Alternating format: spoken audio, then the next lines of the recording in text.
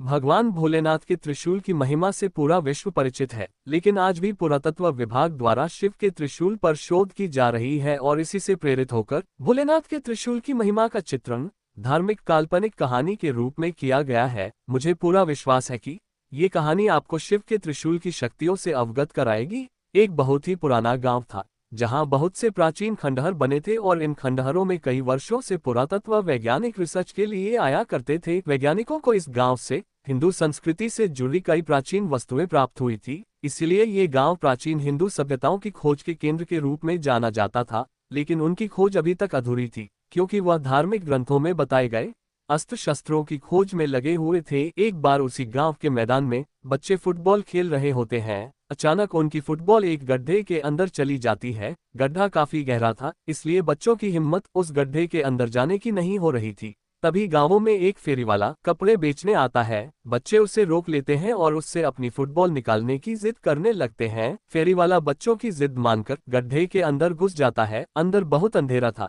जिस वजह से उसे कुछ दिखाई नहीं दे रहा था। वह अंदाजे से नीचे उतरता जा रहा था। अचानक उसका पैर फिसल जाता है और वह गड्ढे के अंदर जाकर फंस जाता है। फेरी वाला दर्द से चीख उठता है और उसकी आवाज सुनकर आसपास के लोग गड्ढे के पास जमा हो जाते हैं और सभी उसे निकालने की कोशिश करने लगते हैं। फेरी वाला किसी चीज से अटक गया था और उसके पैर की हड्डी टूट चुकी थी, जिसके कारण वह खड़ा नहीं हो पा रहा था। उसे निकालने के लिए सरकारी बचाव दल को बुलाया जाता है। बचाव दल के अधिकारी इलेक्ट्रिक गैजेट्स के साथ गड्ढे अंदर प्रवेश करते हैं। उनके पास तेज रोशनी की टॉर्च होती है, जिससे वह गड्ढे के अंदर सभी चीजों को साफ साफ देख पा रहे थे। वह जितने नीचे उतरते जा रहे थे, उतना उन्हें सांस लेने में परेशानी हो रही थी। जैसे ही वह फेरी वाले के करीब पहुंचते हैं, फेरी वाला एक बहुत बड़े लोहे के स्तंभ में फंसा होता है। अधिकारी उसे बड़ी मुश्किल से रेस्क्यू करके गड्ढे के बाहर ले आते हैं, लेकिन गड्ढे के अंदर लोहे का स्तंभ उन्हें विचलित कर रहा था, क्योंकि गड्ढे के आसपास कोई घर नहीं था। फिर इतना बड़ा लोहा कहां से आया? वह लोहे को बाहर निकालने का फैसला करते हैं, लेकिन ये क्षेत्र पुरातत्व विभाग के अंतर्गत आता था, इसलिए यहाँ उपस्थित किसी भी खनिज को बिना उनके अनुमति के नहीं लिया जा सकता था। बचाव दल की अधिकारी पुरातत्व विभाग को बुलावा भेजते हैं और जैसे ही वह इस लोहे के स्तंभ की जांच करते हैं, तो उनकी खुशी का ठिकाना नहीं होता, क्योंकि यह चीज लोहे से नहीं बल्कि अंतरिक्ष के ग्रहों में उपस्थित विभिन्न प्रकार की खगोलीय धातुओं से बना हुआ स्तंभ प्रतीत हो रहा था, जो कि पृथ्वी में इकलौता था। उस धातु के गहन अध्ययन से उन्हें इस बात का एहसास हो चुका था कि यह जरूर हिंदू संस्कृति से संबंधित कोई विशाल अस्त्र हो सकता है। स्तंभ का आकार बहुत विशाल था, जिसे निकालने के लिए बड़ी बड़ी मशीनें लगाई जाती है और स्तंभ को निकालने की जद्दोजहद शुरू हो जाती है। उस गड्ढे के आसपास हजारों की तादाद में लोग जमा हो जाते हैं। सभी उत्सुकता से गड्ढे की तरफ देख रहे थे। खनिज विभाग के अधिकारी पूरी मशक्कत के साथ स्तंभ को निकालने में लगे होते हैं। खुदाई करते हुए 38 घंटे गुजरते ही अचानक स्तंभ का आखिरी छोर इनके हाथ लग जाता है और जैसे ही हाइड्रोलिक मशीन की सहायता से स्तंभ को बाहर खींचा जाता है, वहां उपस्थित लोग जय भोलेनाथ के नारे लगाने लगते हैं, क्योंकि यह स्तंभ भोलेनाथ के त्रिशूल की तरह प्रतीत हो रहा था, जिसकी पुष्टि पुरातत्व वैज्ञानिकों द्वारा की जाती है। वैज्ञानिकों के हाथ में बहुत बड़ी सफलता लगती है, क्योंकि वह हिंदू संस्कृति के प्रतीकों का शोध कई वर्षों से कर रहे थे और उन्हें आज तक इतना बड़ा जीता जागता उदाहरण नहीं मिला था। लेकिन आज उनकी यह खोज पूरी हो चुकी थी। त्रिशूल को अनुसंधान केंद्र में ले जाया जाता है। त्रिशूल मिलने की खबर से पूरे विश्व में जिज्ञासा पैदा हो चुकी थी। सभी जानना चाहते थे कि त्रिशूल वाकई भोलेनाथ का है या ये कोई सामान्य ढांचा है। त्रिशूल की रिसर्च करने के लिए कई देशों से वैज्ञानिकों को आमंत्रित किया जाता है। सभी अपने अपने स्तर से त्रिशूल की कई पैमानों में जांच करते हैं और जब फाइनल रिपोर्ट आती है तो वैज्ञानिकों में खुशी की लहर दौड़ पड़ती है, क्योंकि यह हजारों वर्ष पुराना भोलेनाथ का ही त्रिशूल लग रहा था।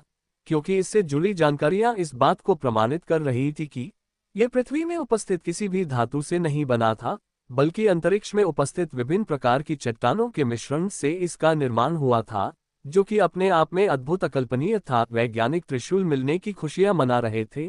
अचानक प्राकृतिक वातावरण बदलने लगता है। गर्मी के मौसम में चारों तरफ जोरदार बारिश प्रारंभ हो जाती है। मौसम विभाग की जानकारी के अनुसार वर्षा अनिश्चित कारणों की वजह से प्रारंभ हुई थी, जिसके बारे में मौसम विभाग को कोई जानकारी नहीं लग रही थी और सैटेलाइट से भी बारिश से संबंधित कोई संकेत प्राप्त नहीं हो पा रही थे। वैज्ञानिकों में उथल पुथल मच चुकी थी, क्योंकि ऐसा पहली बार हुआ था कि प्राकृतिक घटनाओं का अवलोकन करने में उन्हें परेशानी हो रही थी। उन्हीं वैज्ञानिकों में एक ऐसे भारतीय वैज्ञानिक भी थे जो धार्मिक ग्रंथों की जानकारी रखते थे, तभी उन्हें अंदेशा होता है कि शायद इस त्रिशूल की वजह से मौसम का परिवर्तन हुआ है। वह सभी से कहते हैं, कहीं ऐसा तो नहीं कि ये त्रिशूल जिस जगह पर उपस्थित था उसी वजह से प्राकृतिक संतुलन बना हुआ था और हमने त्रिशूल को उसकी जगह से हटाकर इस संतुलन को बिगाड़ दिया। भारतीय वैज्ञानिक की वजह से त्रिशूल के बारे में बहुत सी जानकारियां इकट्ठा हुई थी, इसलिए सभी वैज्ञानिक इनकी इस बात को गंभीरता से लेते हैं और त्रिशूल को वापस उसी जगह ले जाने का फैसला करते हैं